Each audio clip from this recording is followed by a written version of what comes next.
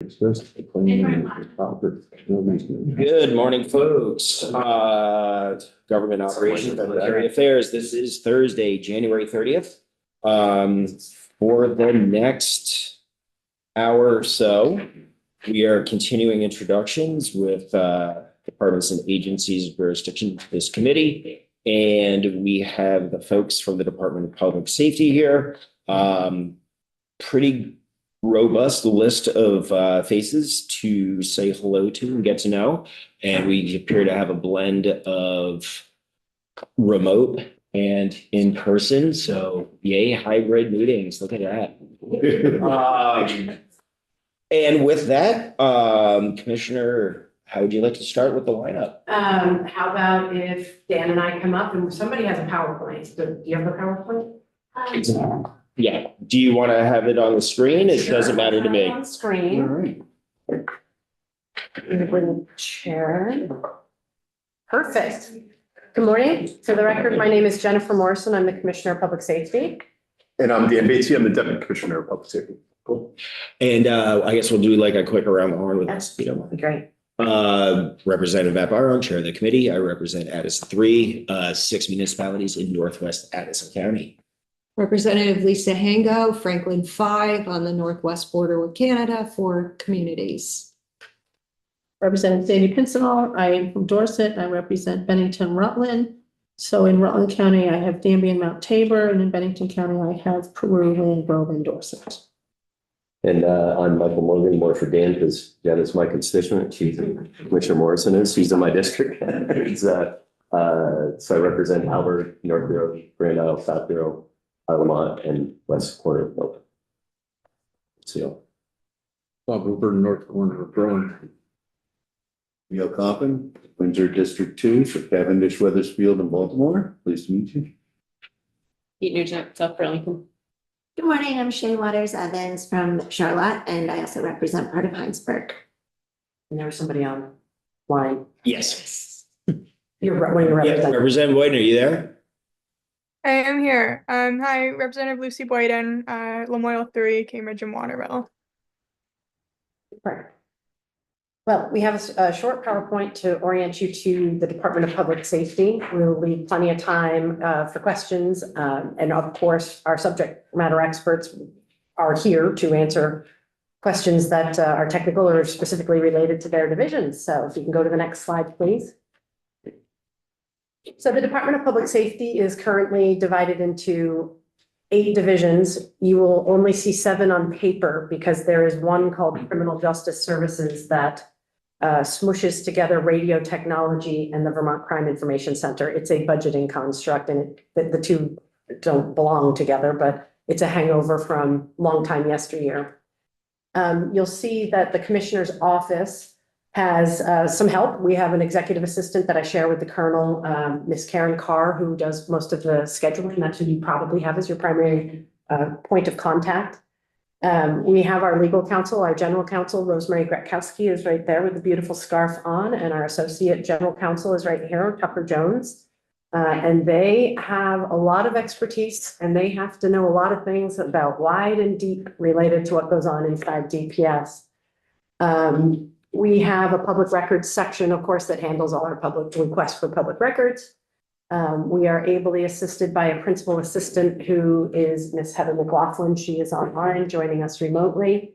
And our director of policy development, Mandy Wooster, you will see a lot of involvement. She sort of organizes us all to come and present the various policy positions that we have in the different committees that we work with. And I can't read the one in the middle. That's oh, and internal affairs. So by statute, the Office of Internal Affairs for the Vermont State Police reports outside of the chain of command of the state police directly to my office. So at the top level, you'll see the Office of the Commissioner, and underneath you'll see the various different departments. We can start all the way on the right. We're finalizing the hiring process of a director of the Division of Animal Welfare that we were so kindly gifted by, I believe, a lot of you last year. I do recall those conversations. We have an absolute rock star who we can't tell you about yet because she has not completed the final background checks and all of that, but we have an offer of employment on the table and a background investigation is in progress. She is an absolute rock star. So we're excited to introduce you to her when it comes to fruition. We are encouraged by it. Yes, you would have been amazed at the applications and the qualifications of the people. Dan can say more about that if you want to just give them a Yeah, quick. we had 36 applications, interviewed 12, and they ran the gamut from veterinarians to lawyers to politicians to you name it. It was perhaps the most populated selection process we've had in a very long time for a division director. So Yeah, a lot of it was enthusiasm.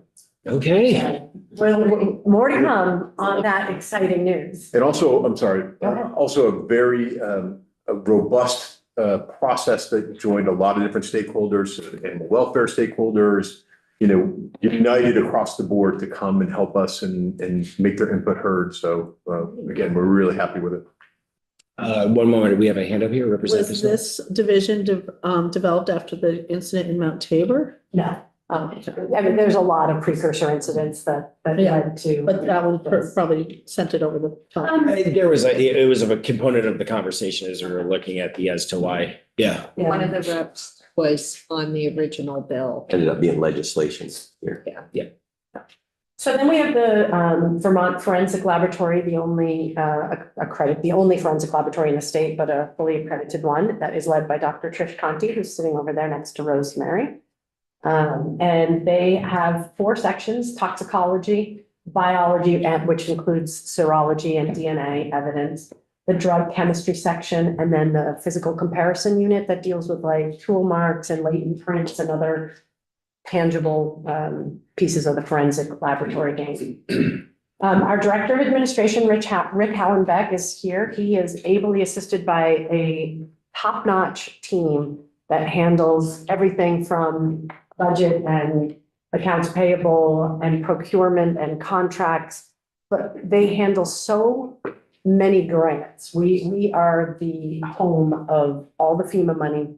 We are the home of so many federal grants that we serve as the pass-through to. And his team really does an outstanding job and he keeps all the rest of us organized on the finances and keeps us afloat. So you'll probably interact with him on the BAA and other matters as well.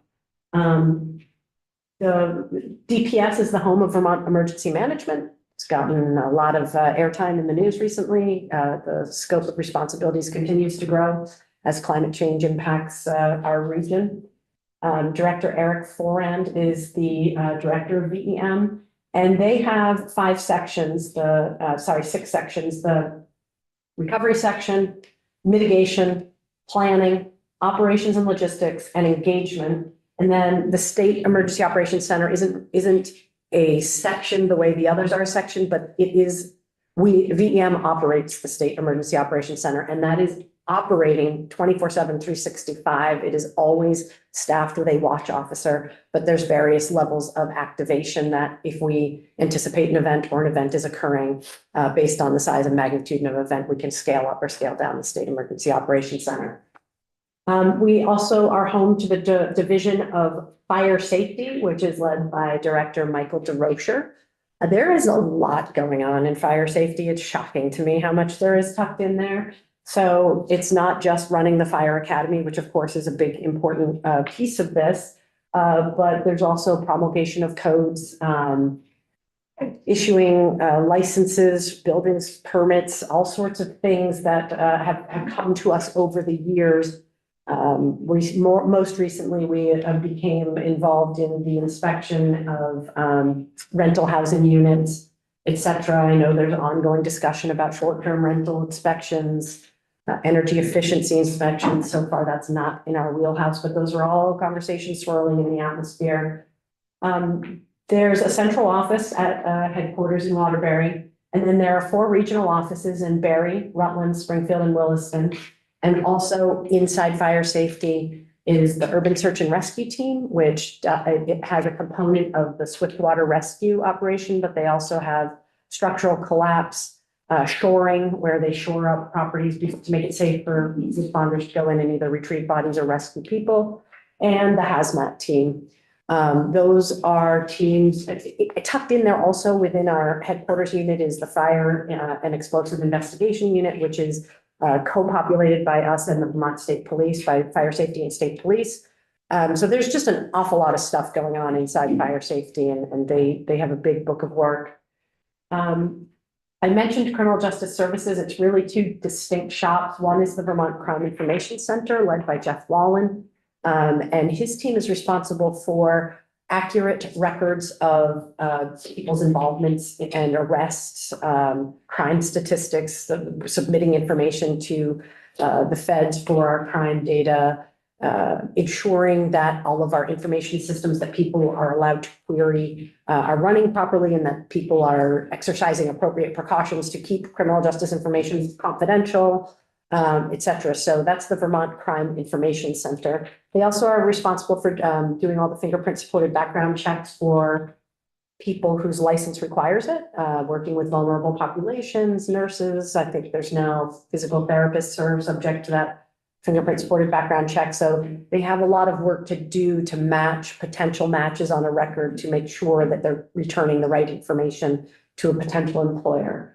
And our radio technology shop is run by Corey Chase, who is sitting right there in the middle. And that is a shop that runs a land mobile radio network throughout the entire state that involves towers on mountaintops and repeaters and all sorts of hardware technology that allows us to use radios in our vehicles, including the Agency of Transportation, the wardens, the state police, et cetera, and also to carry portable radios on your belt to be able to communicate when you're away from your vehicle, et cetera. It's a very technical area that I'll just leave it there. And then we have the Vermont State Police, and with us today is the Lieutenant Colonel, Jim Wickham. Colonel Birmingham is traveling on his way to a meeting right now. And that is divided into three divisions. The criminal division, which of course handles all the criminal investigations, the major crime unit, which handles all officer-involved shootings and homicide cases and other serious bodily injury cases. And then all the various different special investigations units, such as technology investigations, sex crimes investigations, et cetera, drug investigations. The field force division are typically the troopers that you see in uniform in marked units who are assigned to shifts, and they are divided into Troop A and Troop B. And in each troop, there are 5 field stations or barracks around the state. And then, of course, there's a variety of different special operations within field force, like the crash reconstruction unit, the drone team that gets up and takes aerial measurements and stuff, not just at crashes, but at crime scenes as well, and a variety of other special operations that that come within those units. Inside the Vermont State Police, there are 14 special teams. So you can be a detective or a trooper and still be assigned to a special team. And when you get activated, of course, your responsibilities either go on hold or somebody has to be backfilled to cover your shift while you go out and be part of the tactical services unit or the underwater recovery team or the bombs and explosives unit, whatever your special teams are.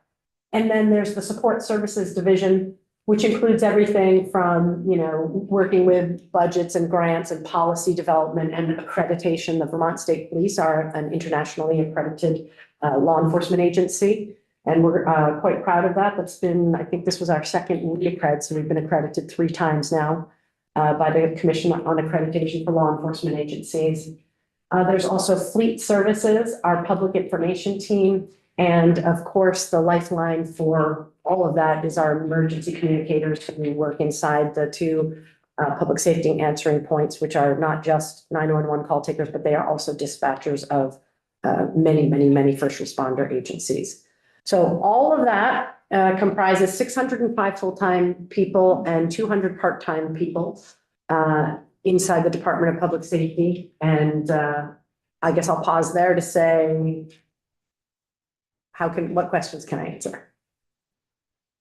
Oh, we probably should just click through the slides. I've probably said what's on all the slides. Yeah, no, that's fine. Yeah. Let's do that part. Yeah. Right there. So, but you can go to fire safety. I think folks have a handle on what the police have. So also the home of plumbing and electrical licensing. Interestingly, if you don't see my signature in an elevator, you probably shouldn't be in it because it's been inspected. So, again, it's sort of one of those quirky, very interesting things like, that's in fire safety too. All right.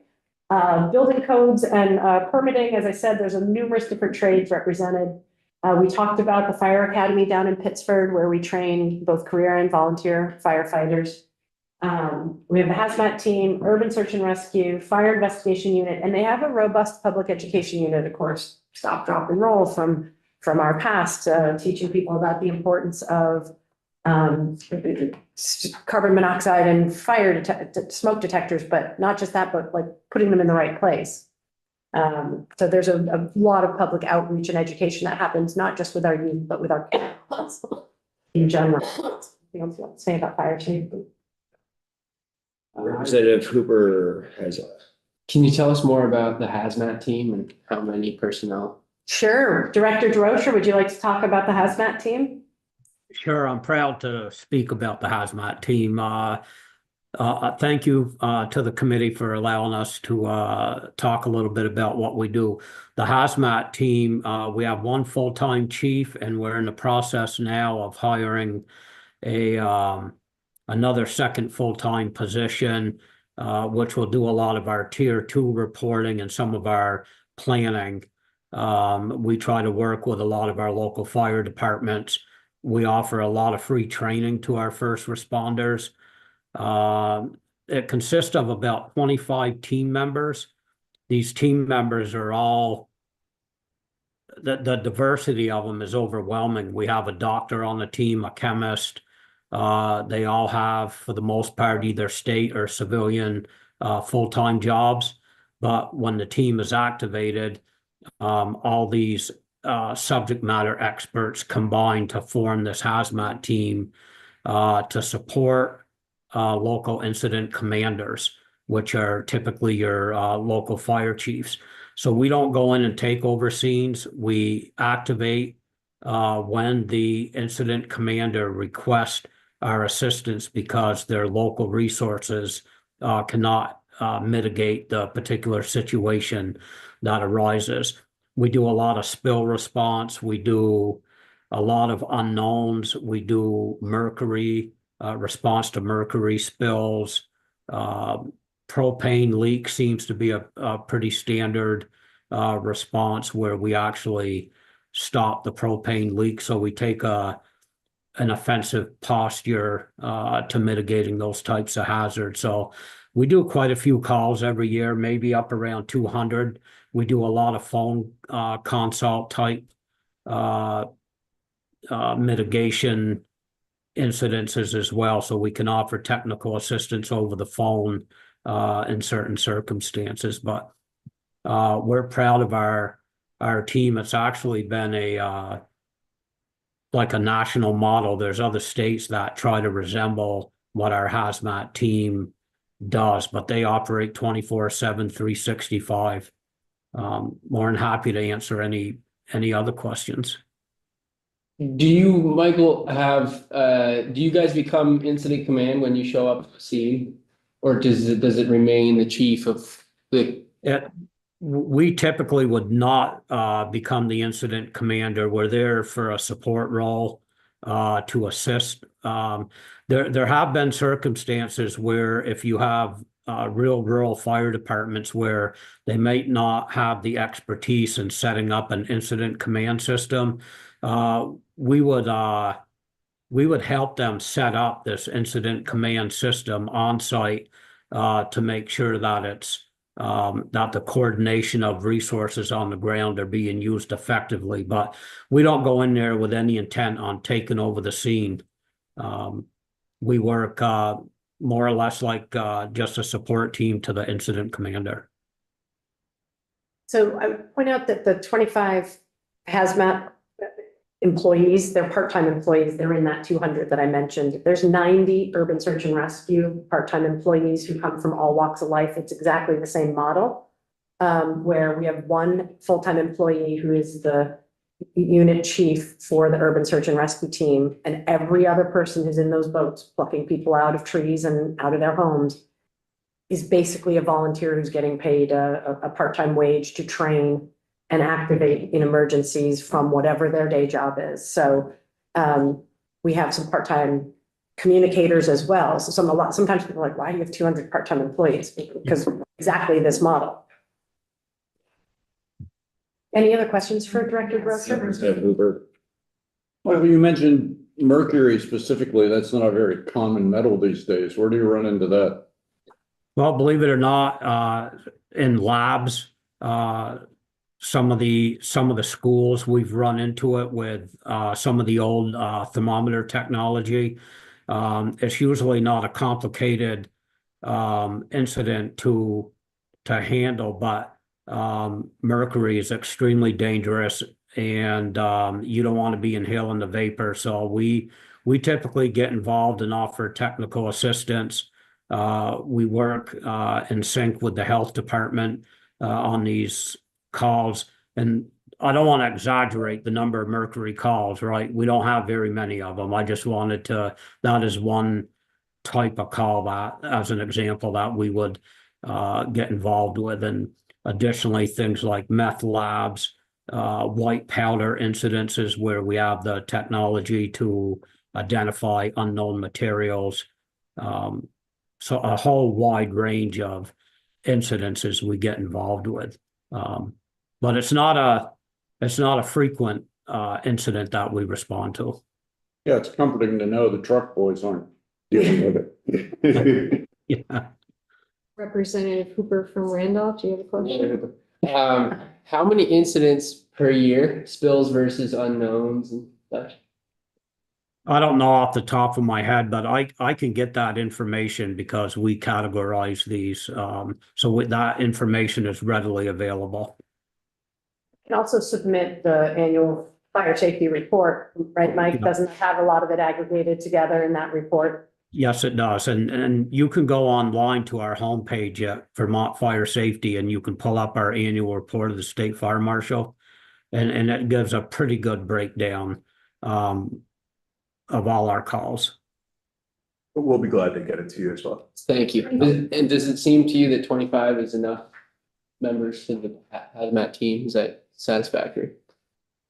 Yeah, so far so good, right? I don't think we're restricted to the 25. That's what we've been operating under. And of course, we have a lot of case history on where our responses are geographically associated with, and then we have our command vehicles. We have 3 command vehicles. They're all strategically placed throughout the state so that we can reduce our response time. So right now, we can effectively respond. It doesn't mean that there are times during the year where maybe we're down a couple people, but we're always actively recruiting for team members. All right, can you go to the next slide, please? Emergency management is another place that I am still continuing to learn, particularly as it intersects with FEMA in the wake of major disasters. It is a very complicated space, but we have been trial by fire and learning a lot in the last 2 summers. And I think I mentioned all of the different sections. I didn't mention the School Safety Center, right? So Vermont Emergency Management is the home to the Vermont School Safety Center, which is a project of the Department of Public Safety and the Agency of Education. And we are very hopeful that we will be dedicating more resource to that in coming years so that we can try and take school safety to a more consistent level and a more consistent posture throughout the state, and obviously try to avert and mitigate as many threats to our school environments as possible. So more to come on that. If I could, I just add that public safety in that relationship represents the boots on the ground side of it, the operational side of it. The Agency of Education, and by the way, we work with terrific partnership with that group, but they focus most on implementation and policy and procedures, where we handle a great deal of the, hey, we've got a kid that's got a real problem here. and do a lot of the operational type response. So the school Including safety center behavioral is meant to bridge the policy and behavioral threat assessment side that AOE is really in their wheelhouse with the response side. And like I said, we look forward to making more robust moves in that space in the coming year or two. Can you go to the next slide? And the Vermont Crime Information Center. Jeff, did I miss anything in my description of VCIC? Believe so, Commissioner. Probably the one area that does pop out from time to time is it also includes the Vermont Sex Offender Registry that's managed by VCIC as well. Okay, thank you. That's why we have slides with a lot of detail that I forgot to have somebody scroll You're through. doing outstanding work from memory, Commissioner. Thank you. Can you scroll to the next slide? As I said, radio technology is very technical, and Corey, why don't you give them the 1,000-foot view of what you do? A few stars at the top of Mansfield. 30 power sites around the state. Who maintains the transmitters of these power sites that which are related are used by many agencies, including the state police, but also AOT and wildlife and other first responders around the state also rely on it. And Corey's gone a long way to upgrading the training of his radio technicians. Very recently sent all of them to tower climbing school, and I don't know if that's really what they call it, but it enabled them to be the technical arm of fixing things on top of the towers. That replaced a very expensive contract that we were having to spend a lot of money for outside entities to do. So good movement on the front of our technical capability. And they also, in RTS, they also manage our phone lines. We are not on the ADS traditional phone line because of the mission critical need for uptime. Mostly in our PSAPs, but also in a couple of other places. So they manage our over 700 phone lines that support the work at public safety. They are deeply involved, obviously, and will be deeply involved in the work of reimagining what a future public safety communications scheme looks like, whether that's statewide or regional. And that work of that task force is progressing, and we can talk about that another time. I was actually curious, because you said you got rid of a contract, an expensive contract. How many employees do we have doing that tower work now, and what kind of savings did we save? I mean, that'd be good to know. Yeah, Corey, I don't know if you have that information off the top of your head. I don't, but I can come up. We did not add positions. No. So it was the existing team learned a new skill, and then we were able to drop a contract. So we didn't add any money on the employees, but we can get the amount of that. Yeah, I'm glad. Corey, how many technicians do you have? We have a staff of 11 total in my division, and 6 of them are trained for tower line. Okay, great. We don't do all of the tower climbing. I just want to be clear. We do most of the work, but there are significant problems when you have to get up on the tower in the middle of the winter and realign antennas, microwave antennas. And some of the challenges that Corey identified when he came on were that some of these technical glitches that we run into, especially in the wintertime, are relatively simple fixes, but we were relying upon an outside contractor that oftentimes was sending people from Massachusetts and far away to take care of these issues. So that simple step of saying, hey, let's get these guys certified. Let's get these men and women trained to do this task was a really smart efficiency, I think, anyway. Yeah, and we'll be glad to follow up with you on exactly what that means. No, I know what it takes to climb a tower. That's why kudos to the individuals that volunteered to learn. Yeah, and remember, these are not towers that are like easily accessible. This is on mountaintops, and they drive their little ATVs up the side of a mountain, snowshoe and all that kind of stuff. So these are dedicated folks doing a difficult job. Okay, what's next? Dr. Conti, did I miss anything about the lab? No, I think you covered it. All right, terrific. It's really cool. If you've never had a tour of the lab, you should certainly have a tour of the lab. I think, if you like CSI stuff, it's really, really cool. It's a popular show. One second, folks, Representative Morgan. Do you all do forensics with like computers, that component of it, or no, you leave that up to like other entities to sub that out And to? computer forensics in the state is handled by the TIU unit. for Champlain? No, we have a technology. We have it, we have it, The okay. state police has a technology investigation Oh, unit, okay, and if it's something beyond their capabilities, it goes to the feds. to the feds, okay, so no, Champlain College. Well, we do have local resources that are roped into that, and if it exceeds anything at the local level. Then it gets elevated. Yeah. Oh, okay, thank you, no, just curious, okay. And that's certainly been an area of expanding consequence. Every crime these days has some measure of a cell phone or a computer or something attached to it. Yeah, that makes sense then. Only getting bigger, Yeah, unfortunately. yeah. They're the guys that the uniforms look too big. Great.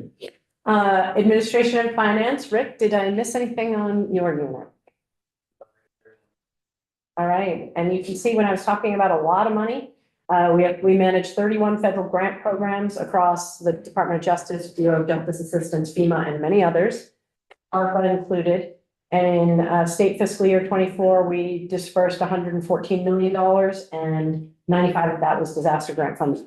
And in the wake of the 2023 floods and 2024 floods, most acutely in 2024, we learned that small towns were literally out of money. They just didn't have money to be able to take the next steps. And Rick and his team developed a very streamlined turnaround. So the minute the money came from FEMA, it was out the door within days. Yeah, in the interest of being the color man here, I'll just add one quick piece.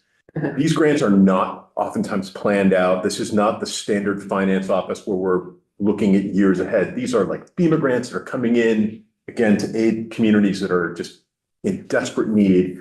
And Rick's team has just been incredible in terms of their nimbleness and their flexibility and their ability to leverage all of their skill and capabilities to get money where it needs to go. And that's not just for FEMA money, but also for Homeland Security grants and, a tremendous amount of money that are used by not just the state, but by our partners in local communities as well. Representative. Does FEMA still have a presence in Vermont right now? Yeah. In Williston. Yeah, okay.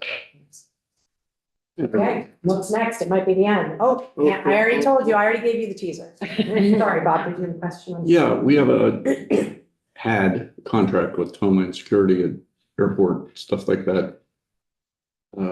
Stuff that might be coming up the road from Washington, are we obligated to fall in line with any requests or So, the storm that might be coming, particularly with work? are you talking about the executive orders of the president? Yeah. So far, there have not been any of the executive orders that have come, other than the one that was rescinded, that have a direct impact on the book of work within DPS. The one about all the grants caused us about 24 hours of, what's happening here? Yeah, but hey, we remained calm. We waited to see what the direction was, and lo and behold, the court intervened, and then they rescinded the memo. So is it possible that there could be future directives that are in conflict with the way we currently operate? I would say that's possible, but we will have to evaluate it when the time comes. Particularly, somebody showing up and saying, you're a deputy, go do this federal job. Or we. Highly unlikely.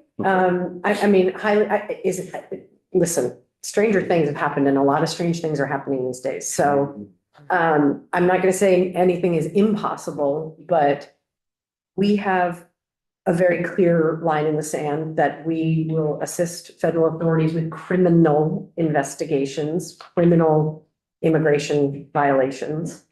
And if there were an officer safety situation, a scene safety situation, we would peripherally assist to make it safe for others, but we are not in the business of engaging in civil immigration enforcement, and we never have been. So The only thing we all know for sure is the list of hypotheticals is endless. yeah, right. And, I literally, if something comes our way, we will have to dive in with our attorneys and the governor's office and figure out what the right thing to do is. I think that's it. Can you go to the next slide? Did I miss one? We had animal welfare. That's it. And Yeah, that's it. does it. That's the whole Enchilada, it's a lot under the umbrella. Sure. Yes. I Representative have Giselle. one question. My brother is the fire chief Manchester. And last year they did public safety at the schools. And there's a film that they show. There's a fire safety film. And apparently it has a boy with a headdress from an Indian. And the teachers would not let them proceed because of the diversity. So he said that's the film so I'm just curious, are you familiar with that? No. Yeah, maybe Mike is, I'm not personally familiar with it. Yeah, he was ripping because he's like, And I'm director, not- do you I'm not know? familiar with this at all. okay, Sorry. right. I was just curious if it was if it was something through your program, public safety, that was given to Well, the if fire. it is, we'd sure like to know. Yeah. I'll ask him. Find out more I about think, it. Sounds like a great follow-up email. Yeah. we shouldn't underscore the public education arm of fire safety because it is so important. Right. You're probably aware we've had 5 fire deaths in the state of Vermont in January alone, which equals our entire total for last year. And if you dig down on those deaths, they're preventable. They're associated with smoke alarms, they're associated with Going back in to boarding get- situations. Or going back in to get your pet. And, that public education piece is a very important component of how do we stop that trend from getting any worse. Right. But yeah, I hear you, and I don't know. Yeah, because we actually have a home that was saved in Manchester from a girl that went to school and had this safety program and went home and told her parents they had to get smoke detectors. And they installed them, and the next following weekend, their house caught on fire and they got out because of the smoke detectors. Wow. Yeah. Positive story. Yeah. Positive ending. Good stuff. Thank you. Chair Barone, do you want to bring Mr. Howell? Yes, that was kind of the next plan in our schedule today was to talk to Mr. Hallenbeck, Director of Finance, about the BAA numbers. And so committee, we're having a conversation with these folks about their BAA request. This is sort of the final component of our memo with appropriations. So when we break with these folks, we're going to stay and go over the memo just to have an understanding of what we are going to be sending to our friends next door to appropriations. So just a little tee up as to what we're going to do after this portion of our morning. And with that, for the record, my name is Rick Hallenbeck. I'm the Director of Administration at the Department of Public Safety.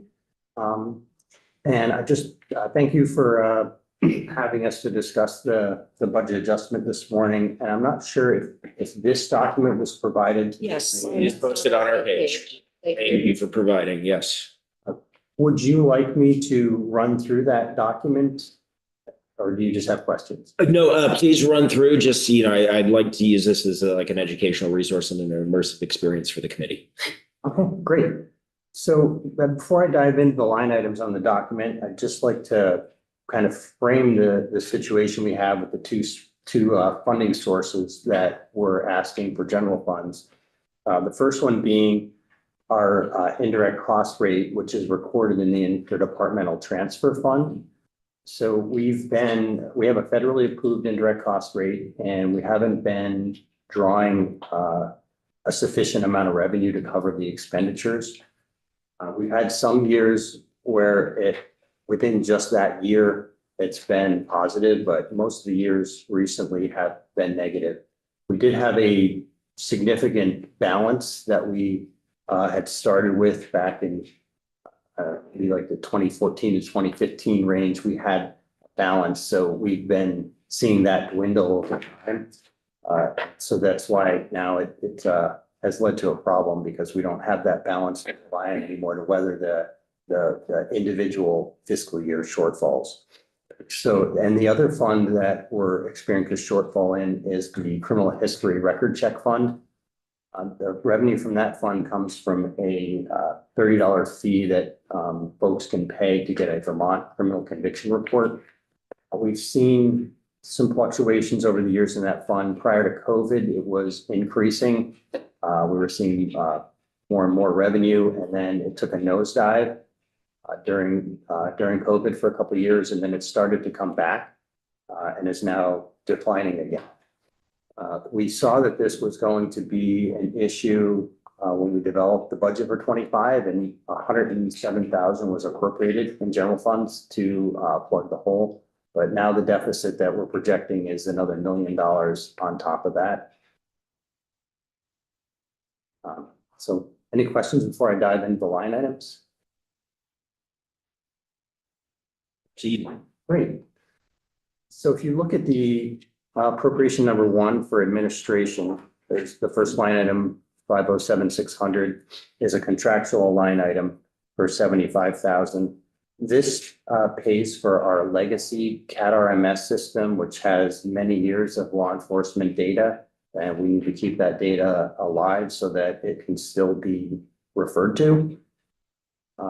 And that also connects with a line item in the next appropriation we'll look at in the same account code. There's a down in special funds because that was budgeted in the criminal history record check fund. In the fiscal 23 appropriation is where that first appeared in the criminal justice services appropriation. I'll pause there in case there's any questions about that. Great. The next line item down, 507,550, 702,000 for Crosswind, our CAD RMS system that we're currently using. The software itself is called Valcor. Crosswind is the vendor for that. The only thing to note here is that the 702,000 does not match exactly with the down in the criminal justice services appropriation. It's $606,203. That was an oversight when we built 25. That should have been built at the 702,000 because we have a contract. We know the exact amount the invoice is going to be. So that is the amount.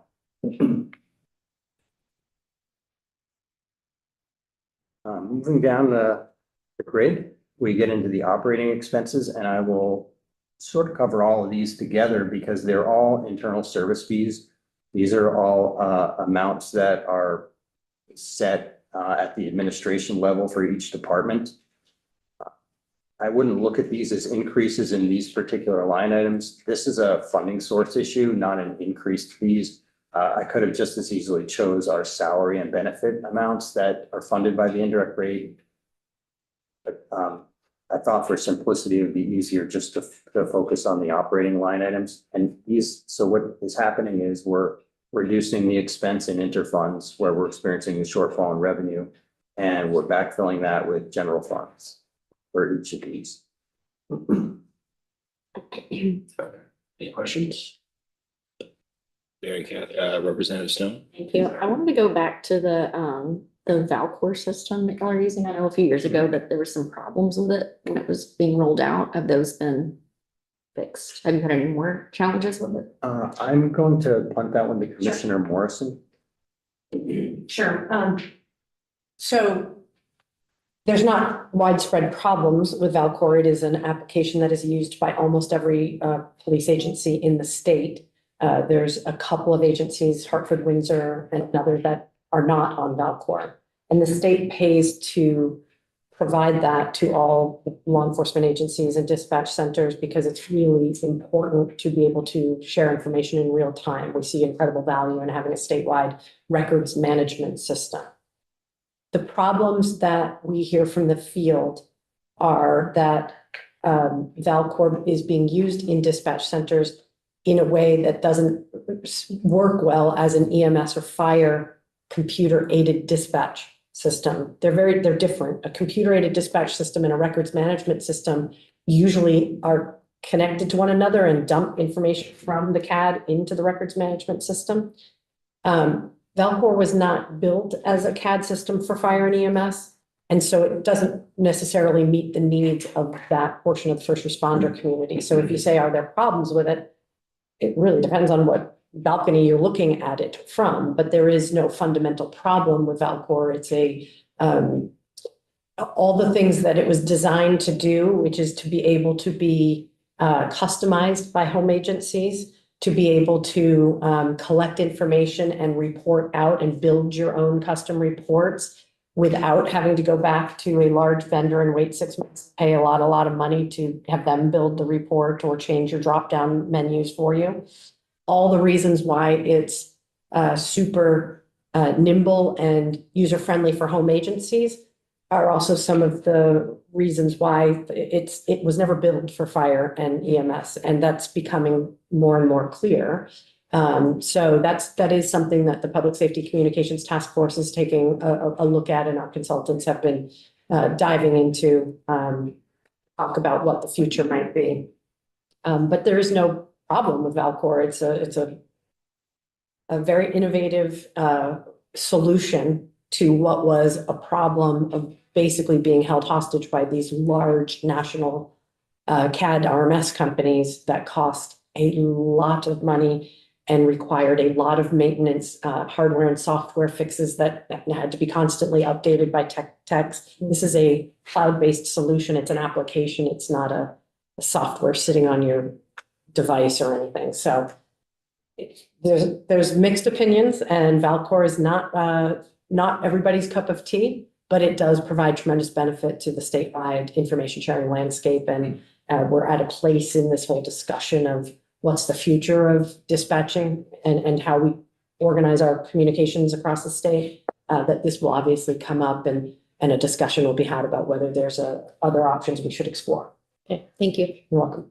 Cooper, did you have a question? Will you be coming back to talk more about that information sharing landscape? And If you invite me, I will come. I hope so. That's me saying that. Yep. Hope so. Great. That concludes administration. Just to note that if you look in the interdepartmental transfer total, it's 1.1 million. That's our projected shortfall. The total of 1.9 general fund column additional funds come into play because of the criminal history record check shortfall that we'll get into in the criminal justice services. So that adds some complexity that there between the two appropriations. And as I delve into that second appropriation, the top line under personal services just says VCIC director and deputy salaries and benefits. So this is the one thing that I haven't discussed from above, because this is just simply a shift from special to general within this appropriation to alleviate some pressure on the criminal history record check fund. And the other two right below it, I've already mentioned from above, because those, meaning the special fund moves the general funds, and those two contracts are a better fit in administration. It's really a statewide system, not really related to the criminal justice services appropriations. So you're just shifting the expense to a different bucket that's more functional to or applicable to the expense. Correct. And that is everything I had to share. Okay, so the total BAA is the 6.858. 6.8 million? Not sure I have the total BAA number in this. We were mostly asked to look at the B208 and B210. Right. And so the total BAA request would be, it's around 2.2 million. I can get that exact figure. It's the subtotal of the general fund column in administration of 1.9 million, and the subtotal of increase in the criminal justice services of 343,000. Okay. So it's that 2.172295. Questions from the committee about that? We just want to make sure we're getting our total correct for our memo. Sure. I can email you something on that. Yes, Representative. I was just wondering if you could give some more context for the fees that you said had kind of gone up and down. Sure, there's two of them in play, the indirect cost rate and the criminal history record check fund. Are you asking about both of them? I could kind of. Yeah, just curious if you know like what causes them and what you're thinking about the future. Yeah, so for the indirect cost rate, we have a federally approved rate. It has fluctuated between 15.5 and 25.3, which is actually our current fiscal 25 rate. But the rate itself isn't the end all be all. It depends on what grants we get and what type of expenditures are within those grants. Because if we have more grants, we have more funding sources to draw from, but there is a rule that if it's a sub-grant or a contract, you can only draw that rate on the first 25,000 in expenditures. So we have a lot of grants like that. For example, public assistance, that's all sub-grants to municipalities. So we're only able to draw a little bit out of each one of them, but it has helped because so many of them that it's, it does add up to a significant number. So the other component is it's not just a revenue issue. We're trying to keep up with the expenditures, which keep going up over the past few years. The salaries and benefits have gone up. I don't want to focus so much on the salaries. They have gone up, but the benefits have been significant and the internal service fee increases have been significant. That's about it. Direct costs for the criminal history record checks. I don't know that I could speak to what's causing that fluctuation. It's just, it's dependent on the number of Vermont criminal conviction reports that folks request and pay the $30 for. I'm sure that there's some drivers for that. I mean, if we wanted me to punt it to Director Wallen, he could probably tell you the types of entities that request that information. The cost has, or the revenue, let's see, it was growing up until 2019. We had a growth of 21% in 2019. And then in 2020, it went down. It rebounded in 21 and 22, both up years, and then started going down again in 23 and 24. So that's where we're at now, or well, that's our last full year of data. So that's where we're projecting from. Representative Hooper. In the agency as a whole, or in particular divisions, are you experiencing a lot of vacancies, inability to hire, or utilizing vacancy savings? We're definitely still experiencing a significant number of trooper vacancies. That's one that we have built into our budget. There's a significant amount of vacancy savings built in to account for that. I'm not sure if there's any other vacancies that we need to speak to outside of that. I mean, I think there's a handful across the division. We're doing better in most of the other divisions, but there's still a handful here and there. Can I say something about that? We're talking about like 3 in VEM, but they're all in process of being hired. And I don't know, Mike DeRocher, do you have any big numbers of vacancies in fire safety? Part-time fire instructors, I know we're looking for, again, that comes from that number of 200 part-time employees, but full-time employees, do you have a lot of openings? No, we're actually really good and nearing full capacity finally. So, Right. Yeah. So the troopers are really the big area, and I will say Mission critical. finding some wood or laminate to knock on. We're finally getting to a place with the last class, this class that's in right now, and hopefully our all class, where we believe we will turn out as many new troopers as we are losing through retirement and attrition, which means we're going to stop losing ground, because we've been losing ground for the last 4.5 years. And so the vacancies are substantial, and we really need to bring them back. We have flipped 12 positions to civilians because we just can't hire troopers, but things that historically troopers have done are now being handled by civilians, and we are obviously encouraging our colleagues across the state law enforcement enterprise to do the same thing.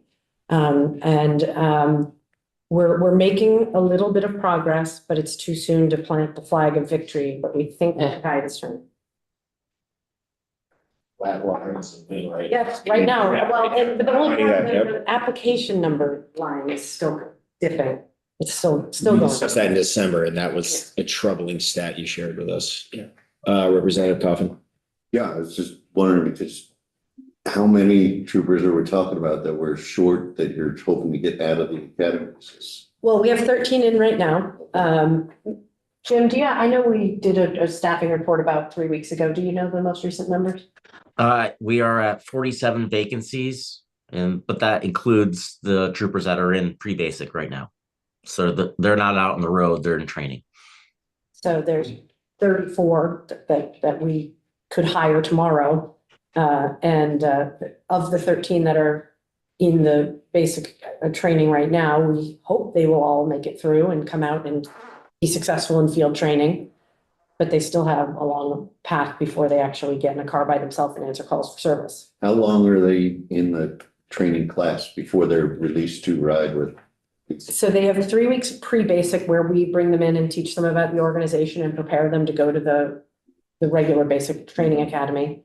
It's about 14 weeks at the academy and then another 3 post-basic where they get certain certifications like DUI certification, fingerprinting, various other certifications. So it's a total of 20 weeks of being at the academy. And then they come out and go into field training with a field training officer. Jim, how long is that these days? We're talking about a month and a half of time. It's a little over 40 days, I believe. So 10 weeks, because don't they mostly work 4 or 5 days? So 8 to 10 weeks of field training. Yes. So it takes a long time. 30 weeks is, the better part of a year. But you gotta make sure they're equipped to do the job because they're frequently out there by themselves with no backup nearby. Yeah, 245. How many fits the? The authorized number right now is 320, 324? 323. 323. I was close. Yes, as I said, we've converted positions like cold case investigator, that previously a detective handled cold cases. We now have civilians doing it so that if it comes to a point of an arrest, then a trooper gets involved to write the affidavit of probable cause. Our technology investigation unit was headed by a sworn member that now is headed by a civilian. The examples of things like that where we just have to find ways to put more police officers out doing the jobs that require a badge and a gun. What are your recruitment arms? We have a great recruiting team, actually. We have a civilian recruiter. That was another one that we switched a bunch of years ago, plus the why don't we speak about this, Jim? You're much better prepared. And I think I captured the question, but it was a little low for me. It was about describe our recruiting arm. Okay, so we have our Office of Professional Development. I think the commissioner was describing the fact that we have some civilian assistants there. Dale Nelson's doing a lot of our social media. In fact, he's heading up our social media reach out. Our PIO, Adam Silverman. If you look at some of our websites been rehabbed and modernized, our engagement in social media is amazing. We are very proud of where we're headed. And we're making attempts to reach people where they are, and that's things like Instagram. So between those 2 civilian recruiter positions, we've got detective sergeant assigned to recruiting. We have a lieutenant that manages all that, and then we also implement all the thought processes for recruiting into our barracks. So you'll see troopers that'll get pulled out from regular duty and supplement travel the local area, making these recruiting events representing the Vermont State Police. And we'll go as far as into New York State, Massachusetts, New Hampshire for these events. Perfect. Thank you so much. We probably need to wrap up. We really appreciate you all being here. We have a BAA discussion coming up, so we'll take your numbers into serious consideration for sure. And thank you very much for all of your service and what you do for the state of Vermont. Thanks for having us. Come back anytime. Appreciate it. Yes. Oh, we'll be chatting soon. Thank you very much. Thank you. Yes. And thank you for everyone who joined us remotely and in person. We really appreciate the time. Thank you. All right, committee, we are going to take just a short break while we wait for Representative Harrison to come over from appropriations to chit chat about the budget adjustment memo. So be back in